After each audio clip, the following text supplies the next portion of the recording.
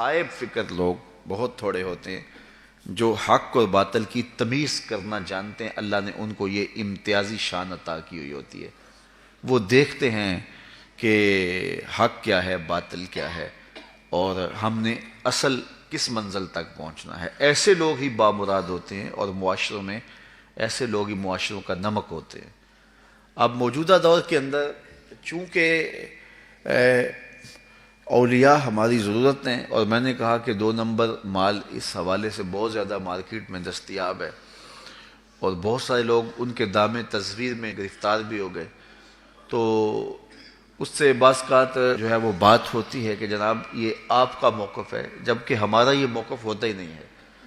لیکن چونکہ ممبر و محراب کے اوپر جو ہم لوگ بیٹھے ہیں، بعض کا تقاضے اور ہوتے ہیں اور ہم کسی اور عنوان سے لوگوں کو کچھ بتا رہے ہوتے ہیں، تو لوگ ممبر و محراب سے بھی وہ چیز حاصل نہیں کر پاتے جو کہ یہاں سے حاصل ہونی چاہیے تھی.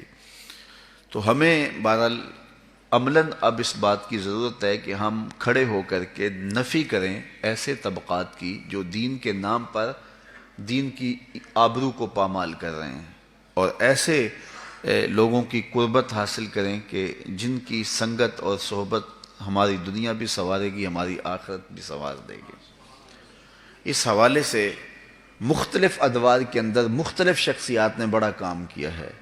بالخصوص جو مجددین ہیں، انہوں نے اپنے دور کی خرافات کے خلاف بڑی قوت کے ساتھ کھڑے ہو کر کے جو ہے وہ کام کیا ہے. امام احمد رضا خان فاضل بریلوی علیہ رحمہ، جو عاشقوں کے بھی امام ہیں اور اہل سنت کے بھی سرخیل اور مقتدا ہیں، اور جن کا نام علم کا، تحقیق کا، جستجو کا اور عشق رسول کا معتبر حوالہ ہے.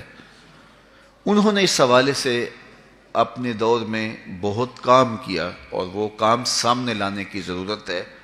چونکہ بر صغیر پاک و ہند کے اندر اس طرح کی خرافات شروع سے موجود رہی ہیں اور آخر تک موجود بھی رہیں گی، اس لیے کہ ہندوؤں کے ساتھ ہماری معاشرت رہی ہے، اور بہت ساری ضعیف الاعتقادیاں اور بہت سارے معاملات جو ہے وہ فطرتاً یہاں لوگوں کے خون میں بھی موجود ہیں. اس لیے یہاں اسلام کی حقیقی نکھری ہوئی اور صاف تصویر پیش کرنا یہ علماء کی اولین ذمہ داری ہے. مجدد میعت حاضرہ اعلی حضرت امام اشاہ احمد رضا خان بریلوی علیہ رحمہ نے اس پر بڑا کام کیا. جب اس عنوان سے بات ہوئی کہ طریقت اور شریعت 2 الگ الگ راستے ہیں، تو آپ نے بڑی وضاحت کے ساتھ اس پر گفتگو کی کہ طریقت ہی شریعت ہے اور شریعت ہی طریقت ہے. یہ 2 الگ راستے نہیں ہیں، بلکہ ایک ہی حقیقت کے 2 نام ہیں. شریعت کو ہی روح تک اتار لینے کا نام اور باطن تک اتار لینے کا نام طریقت ہے. تو یہ کوئی الگ بات نہیں ہے.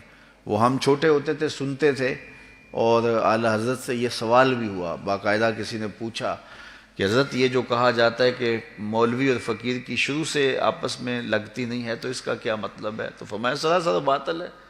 چونکہ فقیر ہوتا ہی وہ ہے کہ جو علم کے نور سے فیضیاب ہوا ہو، اور علم کے نور سے ہی پھر وہ اجالے ملتے ہیں کہ حقیقی فقر کی منزل نصیب ہوتی ہے. اعلیٰ حضرت علیہ رحمہ نے اس عنوان کے ساتھ جو ہے وہ اپنی کتابوں کے اندر بڑی سیر حاصل گفتگو کی، بلکہ آپ کا ایک طویل رسالہ ہے جس میں اس پر آپ نے بحث کی ہے، اور اس میں تقریباً کوئی 40 کے قریب صوفیاء کے اقوال لائے ہیں. یہ جو فرق ڈالنے کی کوشش کی گئی ہے، اس کی نفی میں ان کے اقوال پیش کر کے یہ ثابت کیا ہے کہ یہ کوئی الگ اور 2 راستے نہیں ہیں، بلکہ شریعت ہی طریقت ہے. تو کچھ لوگوں کو سمجھنے میں غلطی لگ جائے تو وہ ایک امر آخر ہے، لیکن حقیقت میں اس میں کوئی جو ہے وہ تفاوت نہیں ہے. دوسرا جو معمولات ہیں اس کے حوالے سے اعلیٰ حضرت نے بڑی تفصیل سے بات کی ہے. معمولات ہمارے آراس کے ہیں، قبور پہ حاضری کے ہیں، اور دیگر امور.